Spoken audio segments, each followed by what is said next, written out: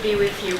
My name is Miriam Amarsadeghi. I was a participant in the We the People program the first year that it was offered, a long time ago as a student. I run an organization now that provides civic education to people living in Iran, which is where I'm originally from. I'm Sue Leeson, Senior Justice at the Oregon Supreme Court. And my name is Lynn Uzel, and I am the senior non-resident fellow of the Fox Leadership Program at the University of Pennsylvania. Could you introduce yourselves, your teacher and advisors, please?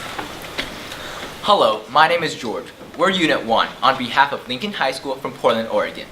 Today, we'll be discussing the philosophical and historical origins of the Constitution.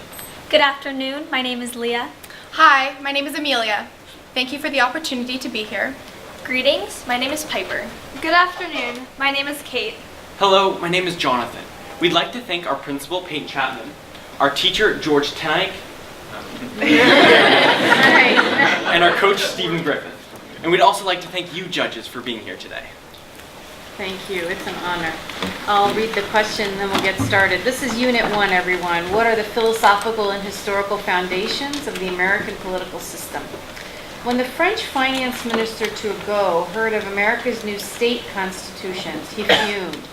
Why the complicated mechanisms of checks and balances, division of powers, and bicameral legislature?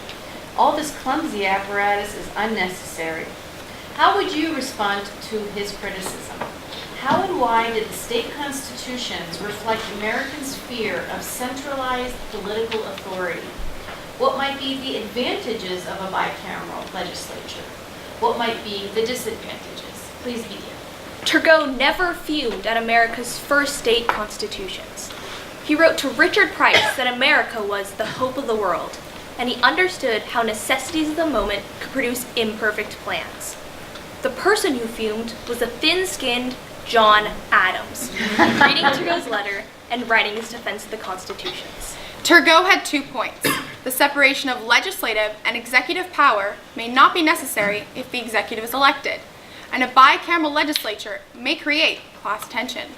These concerns were addressed by Montesquieu. There is no liberty, Montesquieu wrote in The Spirit of Laws, when power is united in one body. James Madison in Federalist 47 said, "Concentration of all power in a single hand is the very definition of tyranny." Last year, the Senate refused to reauthorize the sneak and peek provisions of the U.S. Patriot Act and the NSA's permanent collection of phone metadata. Checks and balances preserve freedom. However, Turgot had a point. Checks and balances in the hands of partisan politicians has brought the government to the verge of shutdown.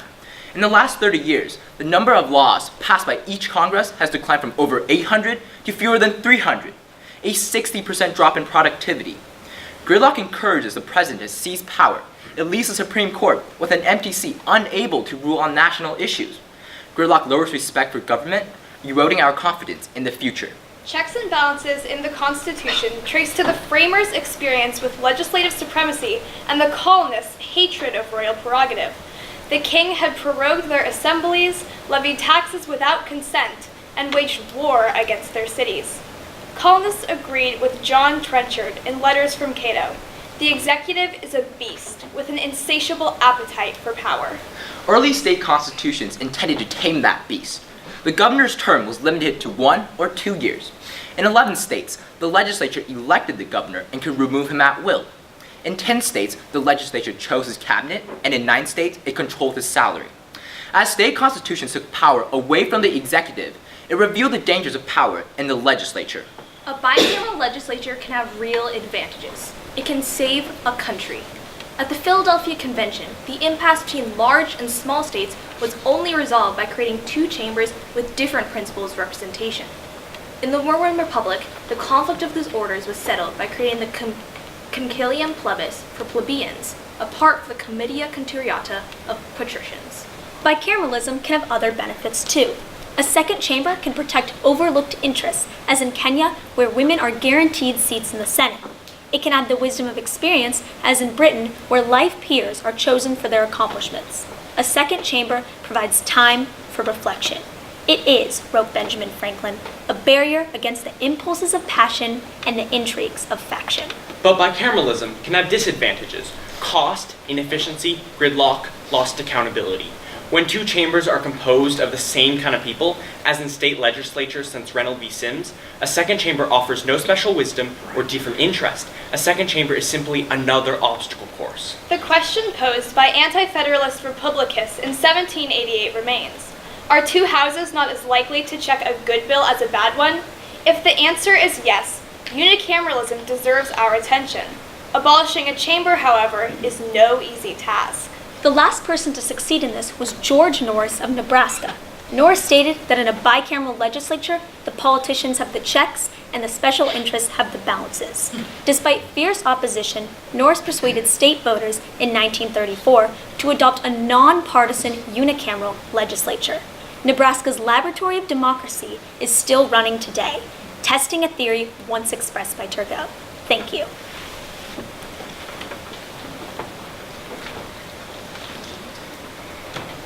I want to go back to your opening statement that Turgot never really attacked the state constitutions. Okay. Adams was thin-skinned. Got it. Turgot and Adams seem to have very different views of human nature, however, and those theories of human nature informed their notions of political institutions. Tell me more about their theories of human nature as you understand them. Adams had a theory of nature that people in government were there to protect people's rights in the community. And when he wrote the Massachusetts Constitution of 1780, he wrote this specifically. He wrote the Bill of Rights specifically to protect the rights of the Commonwealth of Massachusetts. This Bill of Rights later became very influential in the writing of the Bill of Rights of the Federal Constitution in 1791. He felt very strongly about the education of people and the science of politics. But in his response to Turgot, he reflects this very dark view of nature. Human beings really cannot be trusted. Turgot, you're wrong in your idealism about enlightened statesmen. Let's talk real politics. He's being Machiavellian in his response to this dark cloud that seemed to follow the man around for life. How do these mechanisms reflect that pessimism? There are three ways that we can protect these bad views of human nature in the Constitution. One, we can give limited powers to the government. Second, we can check the powers of the government. And third, we can give the citizens rights to protect the exercise of those powers. Just let me follow that. Why isn't a Bill of Rights at the beginning of the state constitution, or where they really belong, not that limitation? Here's what government is created to do, to protect these rights. Therefore, what's built on top of that foundation is the limitation. In order to... Go ahead. The reason why I believe a lot of state constitutions have the Bill of Rights first is they want to emphasize the value of these rights. However, I would agree with the way that our national constitution works, and it follows the same structure where we have to give power before we can protect from the power. To add on, the purpose of a constitution is the structure of a government. You can't have government govern without power. It's simply like that. That's right, but it also goes back to what is your theory of the people who are being governed? And how did Turgot and Adams differ, or did they, in their views of what that thing was that was being governed? One event that validated Adams' theory of human nature is Shays' Rebellion. Shays' Rebellion, when... We know what it was. Okay, another example? Another example of Adams' negative view of human nature was in 1971, during the Stanford Prison Experiment. Dr. Philip Zimbardo tested the theory of human nature and what it does when you give ultimate power to someone. Yeah. And Adams' theory about human nature was actually proved. So these mechanisms are somehow related to his theory of human nature? Yes, in fact they are. The mechanisms are meant to prevent this human nature, to prevent the absolute prerogative that the kings have held during the British regime and that people tend to take. Because when you give power to one person, they will take all of that power. Of course, so could the legislature. Yeah. Okay. So the chief motivation is to restrain government, to slow it down. Now, going back to, and this touches on another question I know from this year, but that's not enough, right? It's not enough to just restrain government. There need to be other things in a country in order for freedom to be safeguarded. If you could pick one other thing that's most important, what would you pick? Why? I would pick civic virtue, because in order for government to work, the people in government need to be civically virtuous. And this ultimately led to the end of the Roman Republic, because in the Roman Republic, near the end of before its fall, we can see that people began losing their civic virtue. In Gaius Garius, who became consul 5 years in a row, and this was against the law of the land because you had to wait 10 years. And it was also seen in Crassus, who bribed the Senate, he lost civic virtue by bribing the Senate and the senators themselves, who allowed themselves to be bribed. Another protection. Could you just follow up and tell me, how do you see the institution of civic virtue encouraged in the state constitutions? Civic virtue is encouraged in the state constitution, specifically in Oregon, through the initiative process. We have this process where people can present legislation to the legislature, and people themselves will ratify that piece of legislation. Okay, and I was going to raise it as an example of a corrupt form of bicameral. Yeah, I believe it is corrupt, because people do not understand the trade-offs politicians must take between money and the benefits that government gives. It can be seen in California Proposition 13 from 1978, in which voters via the initiative lowered property taxes. However, this did not leave enough money for other services such as education and libraries. Oh, this didn't happen in Oregon, really? Additionally, the initiative system can provide a mechanism for the majority to tyrannize the minority, and we can see this in the 2004 initiative to ban gay marriage, and this had the majority taking away the marriage rights of the minority through the initiative system. Okay, so let's hear the rebuttal to it's an example of civic virtue. For people to have civic virtue, their personal interest has to be aligned with the common interest. For example, if I had a family and I lived in a neighborhood that wanted a park, and we also wanted a park, we will pay taxes and donate money that would build this park for my family. There's a specific way that the government recognizes civic virtue in citizens participating. This is seen through voluntary organizations such as Mission Citizen, which is recognized by the government as being civically virtuous by being recognized as a 501c3, meaning that they get tax breaks. They get tax breaks doing a job the government doesn't have to do. Specifically, the initiative system encourages people to get off their couches, to stop watching politics on TV, and to vote for legislation that they really care about, legislation that they can't see the federal government passing anytime soon. Right, but the initiative, the referenda and this direct voting, isn't that exactly what the founding fathers feared the most when they looked back at ancient Greece? Didn't they try their hardest to create as many obstacles as possible to direct democracy? If in 2016 we're going to go and make the fundamental mistake then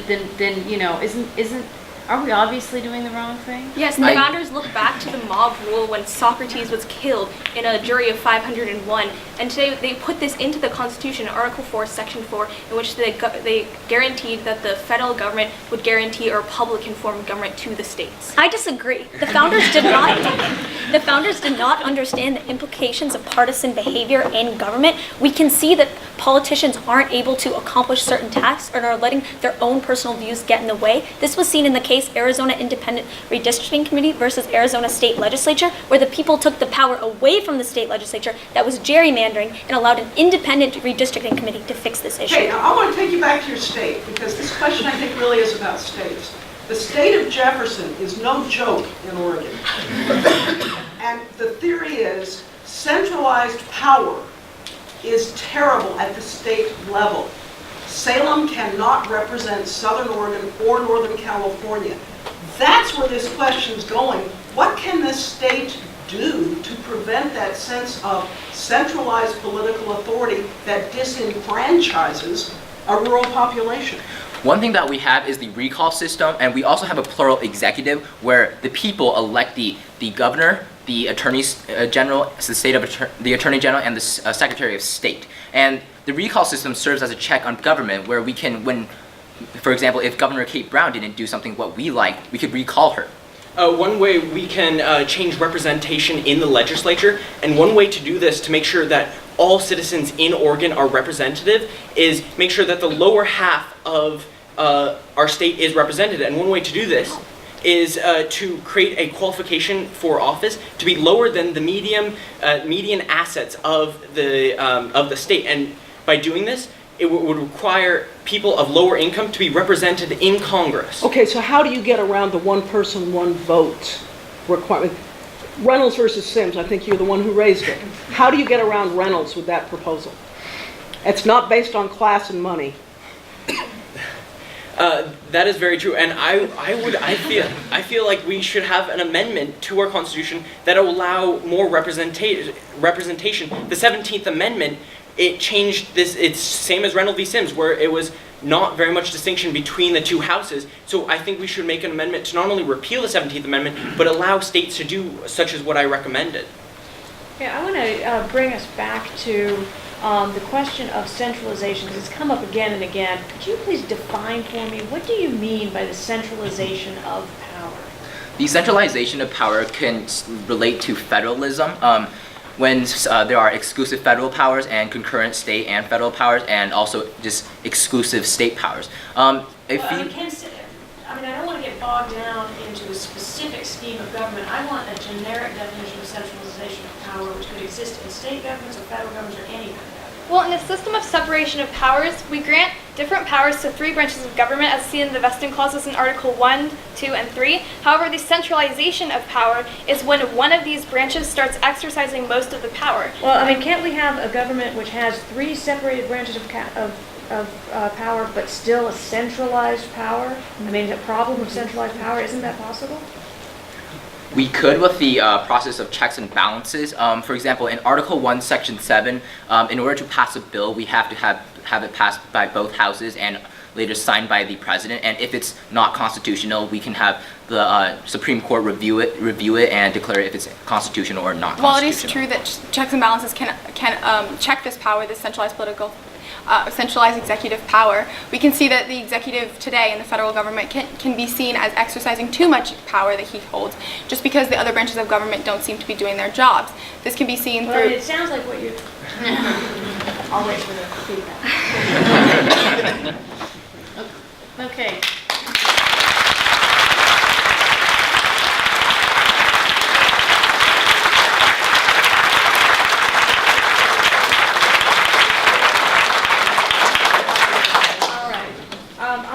I'll pick up then just what I was going to say, and that is that you were really equating centralized power with the idea of separation of powers and checks and balances, and I don't think that's actually the meaning of centralized power.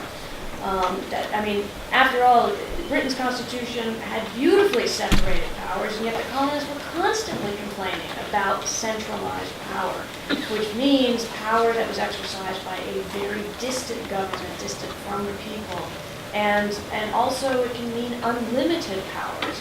So I really thought that you were sometimes confusing terms there with some of the ideas that you had, and I thought that if you had defined them a little bit better from the beginning, that it would have sharpened your presentation quite a bit.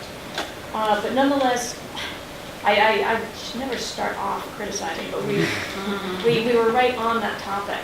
But by far, I thought that you guys had some excellent examples to give, and it seemed equally well versed to give these examples from ancient regimes, from early state constitutions, very specific examples, and not just disparate ones, but often you had a way of unifying it into a principle and then giving specific examples, which is a beautiful way of presenting the material. Another criticism I had is that sometimes your answers were not quite on target with what was being asked, and I think we went round and around with the question of human nature, and I think because sometimes the answers were not hitting exactly what was being asked. Some of the answers had to do with atoms and education and that sort of thing, and it wasn't this question of the essence, the fundamentals of nature, and that's what we were looking for. But nonetheless, other examples that you had were really strong, and I thought your explication of the Nebraska unicameral legislature was, one of the best explanations. Not just merely pointing out that Nebraska had a unicameral legislature, but giving the background and giving the development from that point. I thought that was really well played. And just to follow up on it, isn't it weird that progressivism gave us some institutional arrangements that would just make the founders skin itch? The unicameral legislature and the initiative just jumping right over because of a much more optimistic view of human nature than the drafters of most of the state constitutions and certainly the United States Constitution did. Really nice to start out by tackling the question or the statement and showing that why is everybody taking this so seriously when maybe that's not really what went on. I really like that, and I applaud you for doing that. Still, the question asked you whether these checks and balances and mechanisms are necessary or unnecessary and why, and we didn't quite get there. It's too tempting, I think, to jump straight to the national government.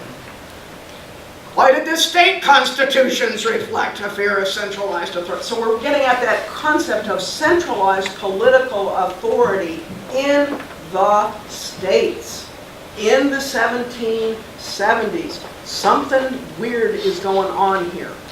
When we get to the Constitutional Convention, it's just not bicameralism as swell because it helps us do the Connecticut Compromise. The Virginia Plan proposed a bicameral legislature. There's something to be desired in the form itself, not just the political crisis of the small states demanding equal representation. So those are the kinds of places that I would want to push you more. I would love for you to host a seminar in Oregon on the initiative and whether this is Oregon's civic virtue or Oregon's mobocracy at work. And since apparently we're going to keep it, how we could go from perhaps one end of the spectrum to the other. There's nothing more fun for old people than getting to sit across the room from young, smart people who are willing to engage, can do it at such a high level. I regret having to come all the way to Washington to get to do that. That was a very fun discussion about civic virtue. Oh, yeah. I really enjoyed that. Yeah, I was, even before I heard my colleagues, I was thinking that, there are times when I think that the format to this competition doesn't do the material justice because you want to be able to sit and talk in a very relaxed manner about these issues and then come away after maybe 2-3 days and think, well, who did a better job? This is just so boom, boom, boom. And I thought in particular, I was really drawn into how you discussed, at some point you were distinguishing between whether you need to create the mechanisms of government first in order to then be able to enumerate the rights and protect the rights, or whether you should have the rights and then say, okay, now we need some process to be able to protect. I thought that was very sophisticated, and that was one of those times where I just wish the conversation didn't move on so quickly because I thought that was very rich territory. You have a lot to be proud of. I want to congratulate you and remind you, I think you already know that you really should stick with this stuff for the rest of your lives because it's about more than something to study. It's about, our country and how we live together. Thanks.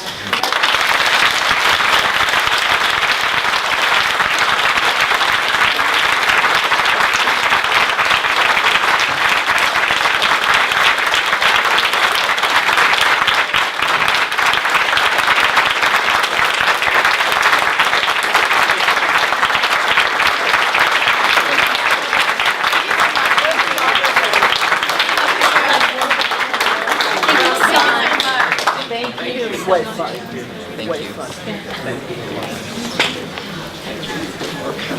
you.